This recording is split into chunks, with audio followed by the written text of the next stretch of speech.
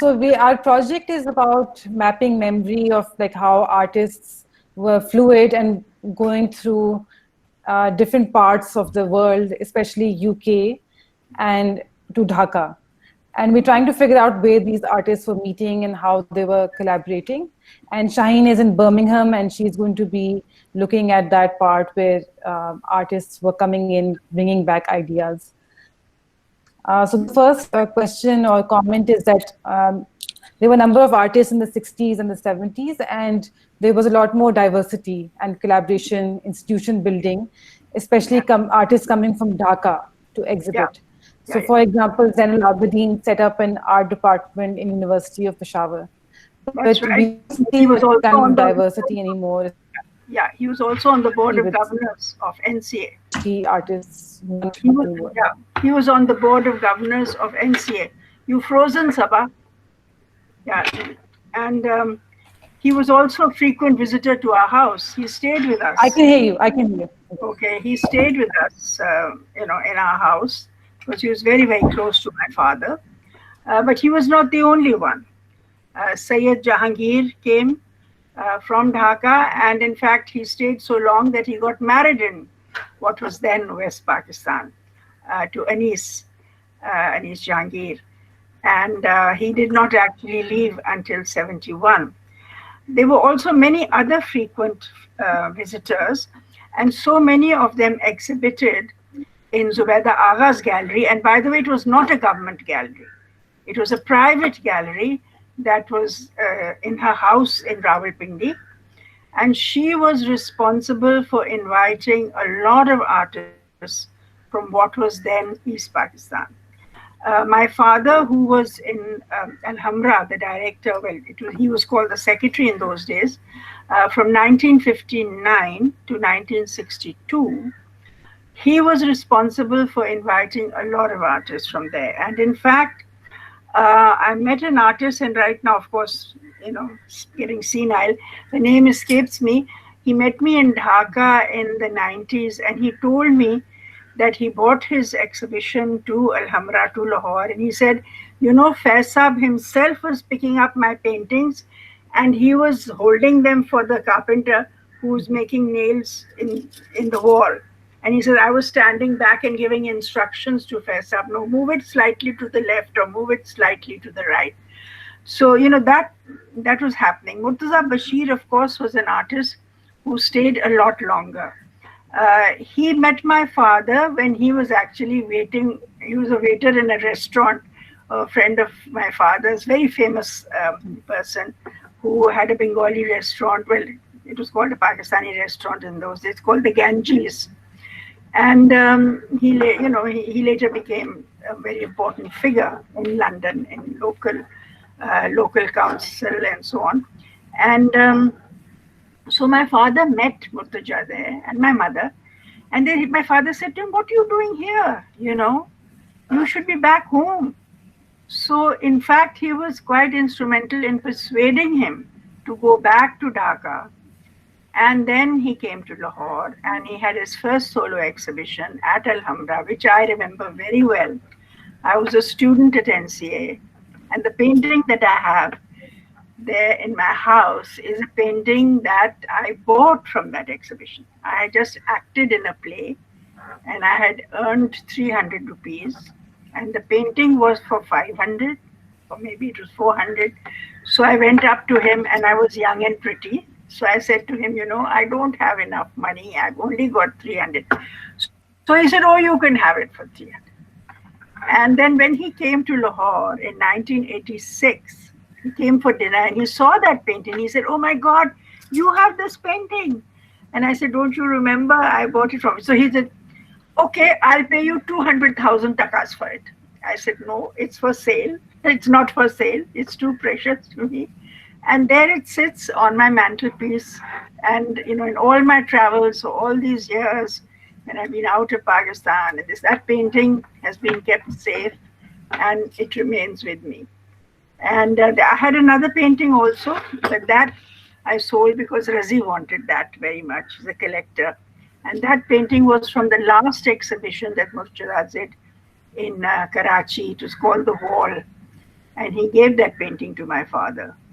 And my father gave it to me. So I had two actually, but I gave one away. I had Zainul Abidin, when he used to come to our house, he used to draw. I think he gave me a drawing which I have lost. Well, I didn't lose, somebody took it. I know who took it, but anyway, I can't ask for it back. And then there was another big work which he sent me on my wedding.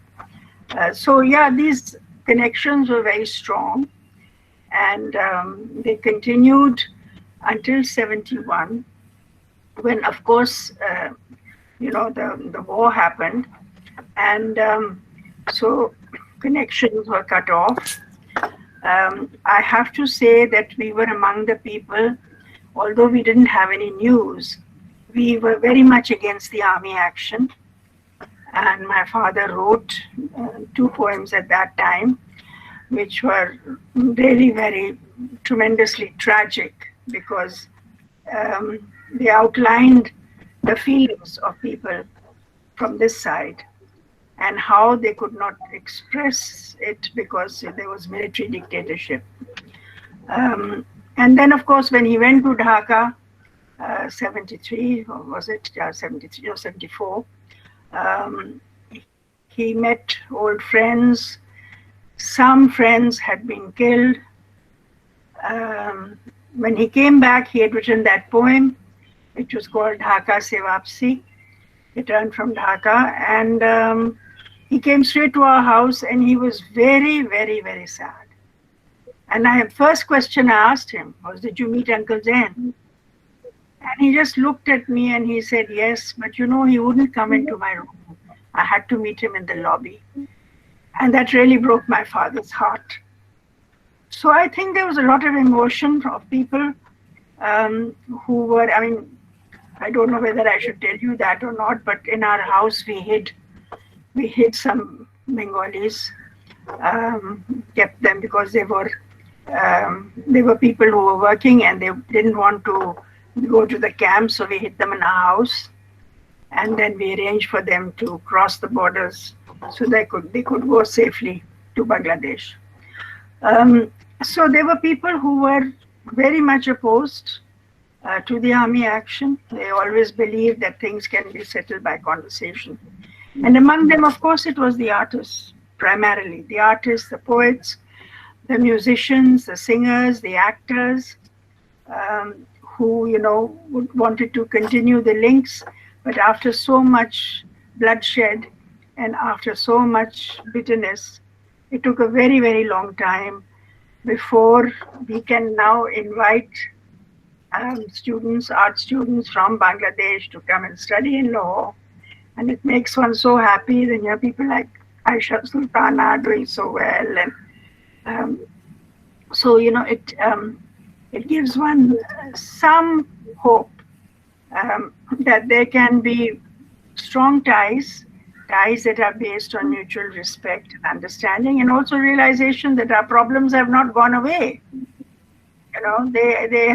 They have continued to be with us. All of those problems which at that time seemed that they would be solved, they haven't been solved. Novera Ahmed was an artist who was very much in Lahore when I was a student at NCA, and we all used to admire her. She was very much a recluse. She hardly mixed with people. She was very close to my father, and she had a big solo exhibition in Alhambra. And of course, her work was quite radical for those times. And my father had a habit that he used to get hold of one or two rich friends and used to persuade them to buy, grade the exhibition or to buy. So Novera's work was bought by a very famous doctor who bought two works. And at last report, they were still with his family. I had one that I inherited from my father. And Alhambra, she left two pieces to Alhambra, which have been very badly restored, but they are still with them in their collection. So these were the works in Lahore. She stayed almost more than a year in Lahore. And she was very happy, I think, because she got a kind of a milieu that was quite avant-garde, and it totally understood what she was trying to do. And I think that is, she told some people that it was different to Dhaka, because in Dhaka she did not receive the kind of, how can I say, the kind of appreciation or the kind of conversations about her work that she was able to have in Lahore. But that may be also because Lahore was home to some very radical artists also, who were trying, like the Lahore Art Circle and Shakir Ali and so on, who were trying to break new ground. And I think Dhaka was still very much like the Calcutta School of Art influence. So it was still, a little bit, how should I say, it was less enthusiastic about the work of somebody like Novera. She was very much appreciated here, but because she was very reclusive, she didn't mix with a lot of people. But for somebody like myself, who was an art student, admired her from afar, and I always used to think, okay, so when I become an artist, I want to be like Novera Emmet. That was my kind of ambition, to be like her. Certainly, she was a kind of role model about how a female artist could conduct herself with such dignity and earn such respect, and could be her own person entirely. So in that sense, she was very unusual for her time, extremely unusual.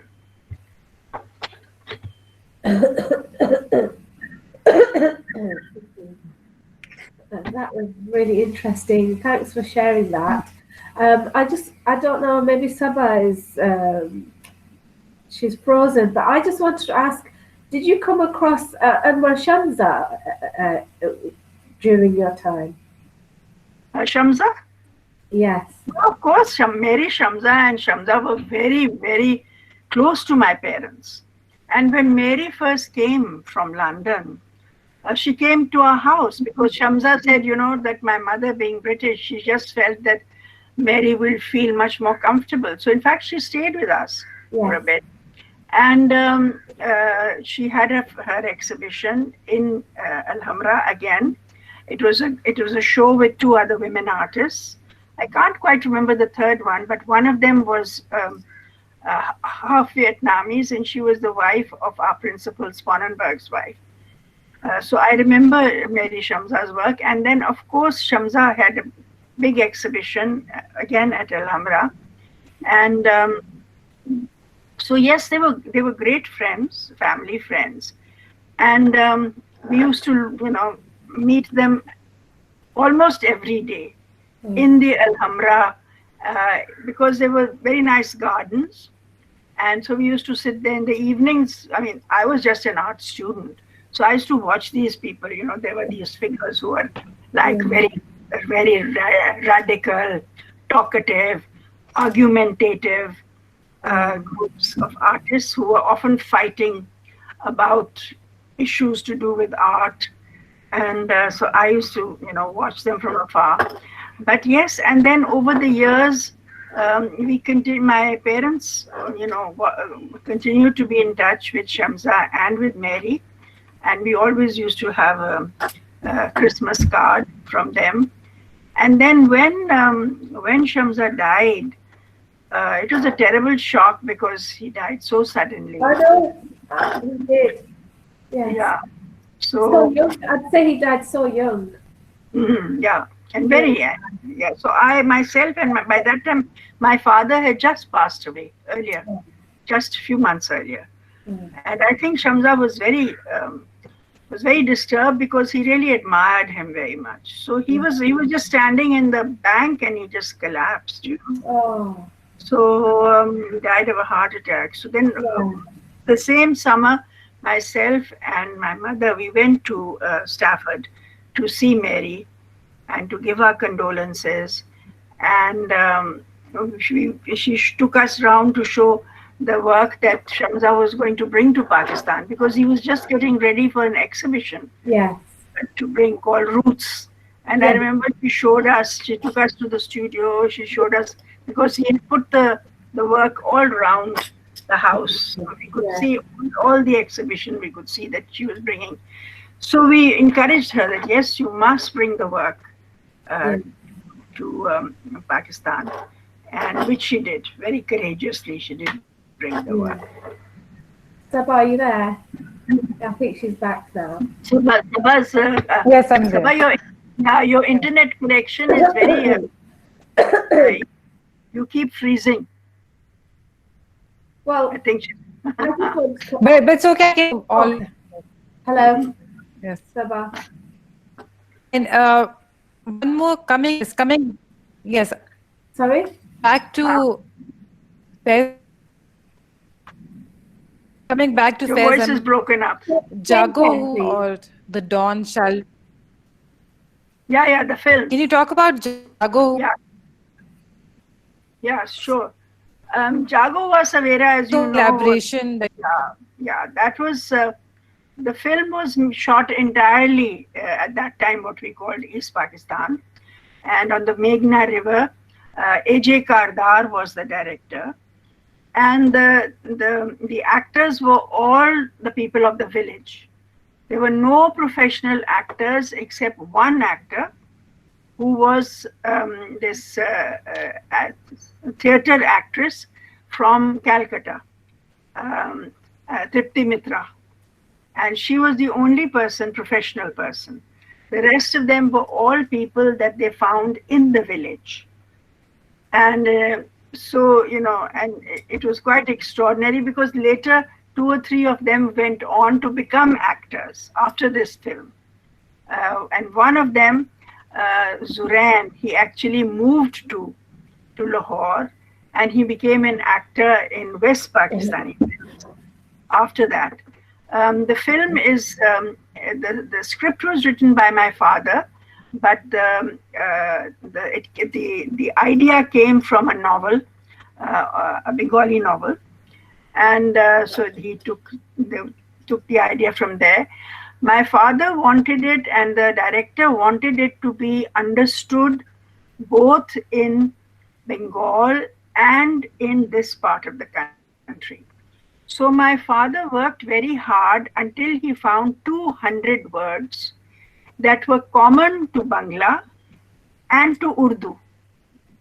And the whole dialogue is only using those 200 words, so that it could be understood, in Bengal, and it could be understood this side also. Because the film, for an international market, they wanted that it should be in Urdu, but my father was very keen that it should be understood, in what was then East Pakistan. So he researched with the linguists and with people, experts, he researched until he found those words that were, and if you see the film, you will see that these are people in the village, but they are speaking the dialogue, because those are words that they know. So it was no problem for them to actually speak that dialogue. There is very little dialogue in the film anyway, hardly anything. It is all music and, the acting with mime. But the words that I used are all used that are common to both languages. By the way, the film was not banned in Pakistan. It was just not given any, any importance, and it flopped at the box office, obviously in this side, in West Pakistan. And then the distributors were very nervous about taking on the film. It had its premiere, London premiere, at the Everyman Cinema in Hampstead, and by that time my father was in jail. So it was to be inaugurated by the wife of the High Commissioner and the Pakistan High Commissioner. And so her husband said, you can't go because Faiz is in jail and you can't go. So she said, I'm going to go, And so she went and she did the inauguration. And so it was Mrs. Ikramullah, okay, Naz Ikramullah's mother. So a very independent lady, and of course they have very strong links, I mean, to the Sohrawardy family. So, so half the family was anyway in what was then East Pakistan, the niece of Sohrawardy. So, so that's how the film was inaugurated in London. It went on to win international prizes. It won the prize in the Moscow Film Festival. It won the prize in Berlin. It won the prize in Canada. And 4 years ago, it was shown in Cannes Film Festival and declared one of the classics of world cinema, one of the 100 classics of world cinema. So Jago Hua Savera is now among the classics of the world. Yeah. Thanks for that. Thanks for sharing that. Where were the artists meeting? I mean, there was Park Tea House, but that was mostly male artists. Yeah, not so many in Park Tea House. They mainly met in Alhambra in the grounds. And because there was this, because the old Alhambra building was quite small, so they used to meet in the cafeteria, which was actually basically outdoors. And there was a temporary building which was called the Hut. The Hut was where the road to Avari and so on is today. Not Avari, but the road that goes, because there was no road there. Okay, it was all one. What was then the Nidos Hotel, which is today the Avari. So it was all one. And so there was a temporary construction, which my father had done, which was called the Hut. And we used to have exhibitions there, we used to have art classes there, and also in the evening after the art classes were over, the artists used to sit over there, or they used to sit out in the open. Among the other places that they used to meet were occasionally Mayo School of Arts.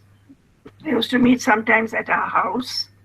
They used to meet occasionally in Shakir Saab's place, which was windows which were just near, very near to Alhambra, in the Nidos Hotel. So that was where they used to meet. Apart from that, Moin Najmi's house, that was a favorite haunt because Murtaza was very close to Moin Najmi. So, but primarily it was, Alhambra was the big meeting place. Coffee House was much more the place for artists. Zelen's Coffee House. Yeah. That's where they used to meet. A lot of the times upstairs. And that is where Intizar Hussain actually used to meet with Shakir, Shamza, Hanif Rame, occasionally Moin Najmi. The Moin Najmi was a little more upmarket, so he used to go to Shazan. Ahmad Parvez. These are all the people who used to meet at the Zelen's Coffee House. That was much more their place than Park Tea House. Yeah. Where was this? Hello. Hello. Sorry? Can you hear us? Yeah. Where was it located? Where Yes, I can hear you, but where was it located? Zelen's Coffee House, I think it's still over there. It should be. It's on the same line where you had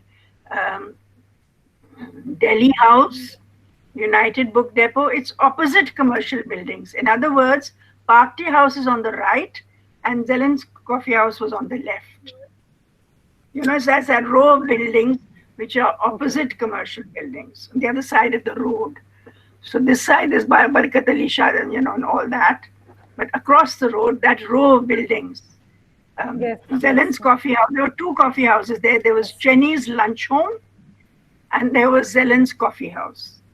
And then there was Delhi House, which, over it was used to be called Lighthouse.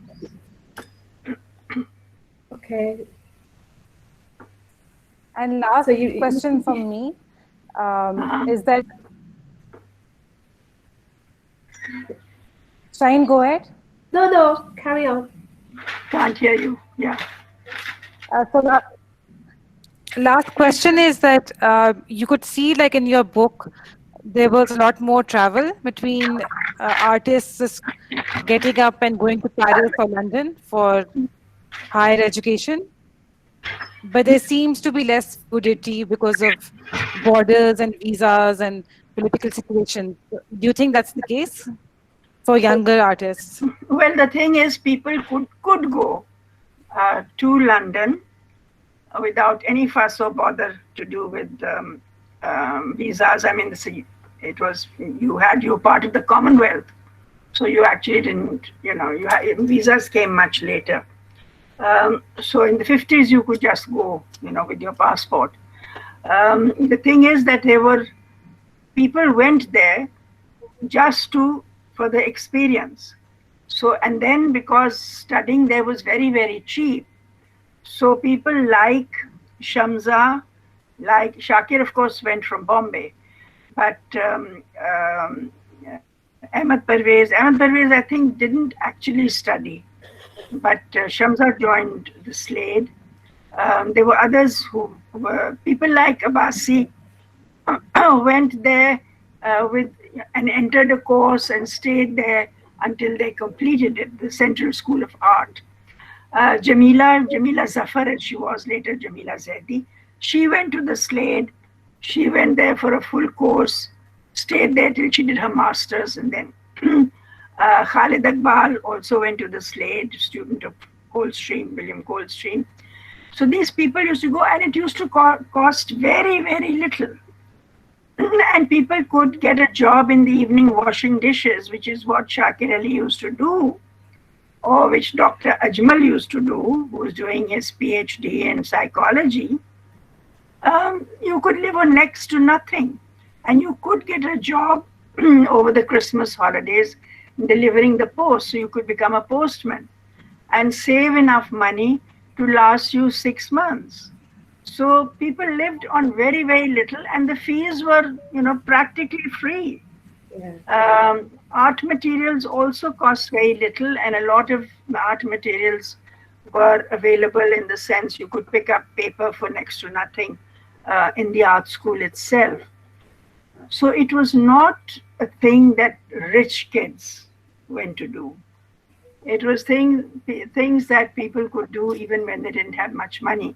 Somebody like the Sadduk Sohail, for example, went off to really loaf and to learn about life.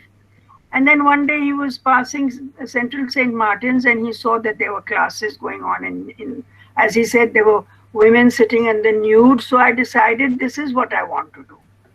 So he could go and look at naked women for free. And that's how he, did drawing. For that matter, people like Iqbal Jafri, who went to London in the 60s, they also didn't really go to study. They went to see how you became an artist. And that was, and because there were evening classes in all of these places, Central St. Martin's, in Central School of Arts and Crafts, at the Slade. So you could, take drawing lessons in the evening, and in the morning you got a job, or you found a place where you could draw and paint, and tried and met up at the pub and discussed all of what you had done and seen. So it was like that. It was not to do with having to find a lot of money and paying schools enormous amounts of cash like you do today, and therefore, of course, people don't go. So it's only the upper classes who can afford it now. At that time, it was actually people who were quite down and out who could manage to scrape together the money and actually go. Yeah. Thank you for that. That was really interesting. I don't know where Saba's gone. I think. Oh, hi, Saba. I'm here. Hey, back again. I'm here. Yeah. Okay. Do you have any more questions, Shaheen? Because we only have 10 minutes left. No, I think I'm just really grateful for Dr. Salima Hashmi's time and to meet her. It's been really interesting, and I just want to. I've got some sort of question, really. Mm-hmm.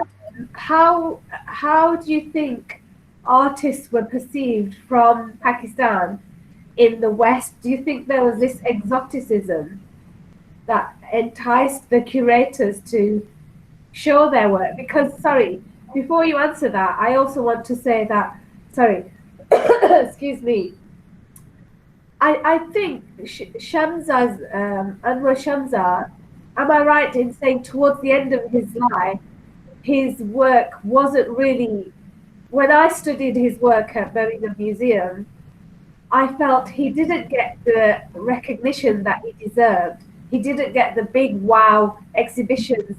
And he has lots of collections, actually. If you study, excuse me, if you look through his catalogs, his sketchbooks. So my question was, the curators, I know you mentioned that there was discussion in the early years in the 60s and then trying to get an exhibition. How much of that do you think was due to them being from abroad? Well, I think what happened was when in the late 50s, mid 50s to late 50s to the early 60s, I would say until about 61 or so, these artists made their way mainly to Britain, some to Paris also, the occasional one to New York, but basically to try out to see, what they could do, and their work matured. They rubbed shoulders with, apart from what they saw in museum, they rubbed shoulders with artists from other places and locally, and certainly their work blossomed and flowered. But, did anyone want to know? Basically, no. There were just one or two curators and one or two galleries were a little bit interested. And there was this, and it's gone out of my head, but you can quickly, I'm sure if you look at the catalogs, you'll find them. There was this gallery just off in Marble Arch, Seymour Street, around then. And that was a gallery that showed people like Sousa, Shamsa, Ahmed Parvez. I'm not sure that Ali Imam got a showing there, but these were the three artists that I'm aware of. And even I think Sadiq Khan got a look in over there. And in fact, I was there for one of these exhibitions because I just landed in London as a student in 1962, and I think there was an opening, and my father and I were staying around the corner at Seymour Street. And I remember that we went to one of the openings, and of course I don't remember whose it was, but these people were there. So, and then after that, there was nothing. I mean, Ahmed Parvez sold extremely well at the exhibition that he had. In fact, some princess of Kent or somebody or the other bought one of his works. So he became the flavor of the season. And then they dropped him, like a hot potato after that. And in fact, I was very sad that at college, one of my tutors, Adrian Head, said to me, "Oh, so who are the Pakistani?" He said, there was this Pakistani artist, yes. And obviously he was referring to Ahmed Parvez. And he said, "Oh, drank too much." And, he was showing his work on the footpath. And that hurt me so badly because I don't like to think of the indignity. Not that Ahmed Parvez gave a damn. He was that kind of person. But so when Shamsa and Mary came back from Pakistan and came back to live in England, it was quite obvious that Shamsa was not going to get the kind of start that he hoped, which is why they decided to move away from London. I just stay, on the periphery in Stafford, where they made a life for themselves. And he was an art master at the school, and he did well. And Mary taught and so on. So they made that life away from the center. Because the center did not want them. That's it, it just didn't. And it was only when, in 84, when he decided, okay, I'm going to come home. I'm going to bring this exhibition. And he'd worked so hard on it. And it was called Roots. So the whole notion was he was coming home.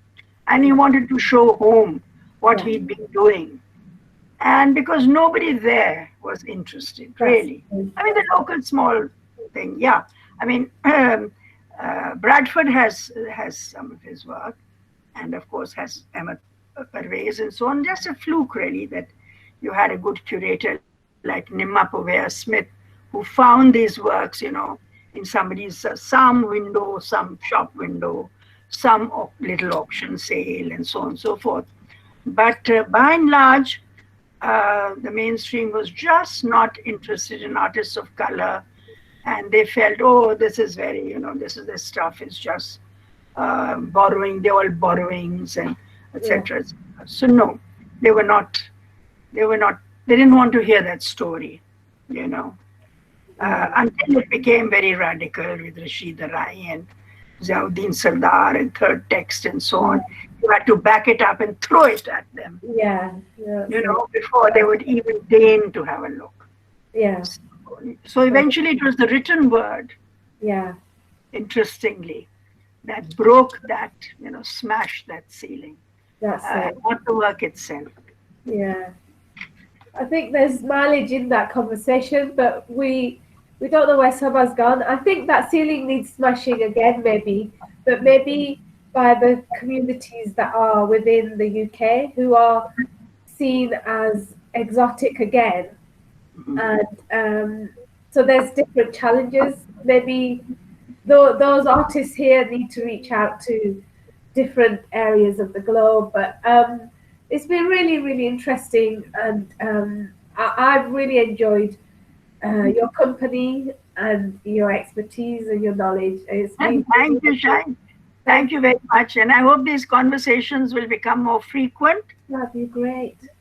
And so that we really, really try and sort of reconnect so many threads that I think are waiting to be connected. Yeah. Because, there are all these parallel stories and there are these parallel tapestries. Yeah. And I think we can now, because of, history, we can now afford to take a step back.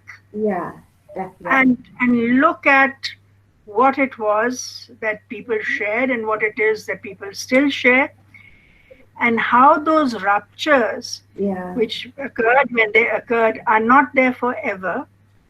And that, in fact, learning from those ruptures in a way that we become far more humane in the way that we actually look at our own histories, and also look at the way that we can join up our future, future endeavors in terms of creativity, because there is so much that is there to be sort of sewn together. Exactly. And I also feel it's women. The women are going to do it. I'm going to say as women, because we are the ones who do the darning and the sewing, and we see ahead. Fantastic. Beautifully put. Thank you. Okay, thanks very much. Thanks, Thank you so much, Mrs. Hashmi, for giving us time. Even with my bad connection, and this has been really helpful in connecting the dots.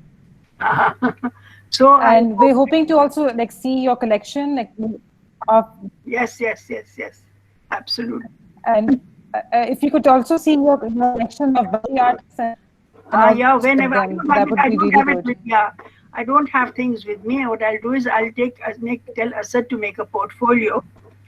And, then, I really, apart from Murtaza's work, I don't have much. I've just got a little print, which I can share.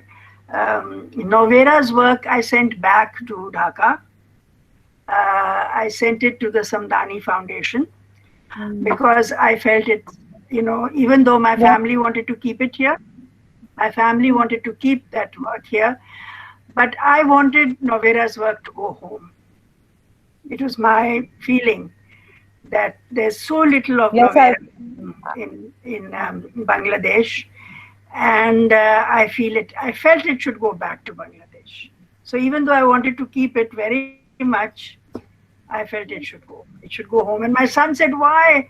I said it was time that she went home. It was a woman. And I said, it's time that she went home. And Jalaluddin Ahmad had come to visit me. And he said, "Salima, that is the kindest, most wonderful gesture that you could do, is to part with a Novera." So I said, yes.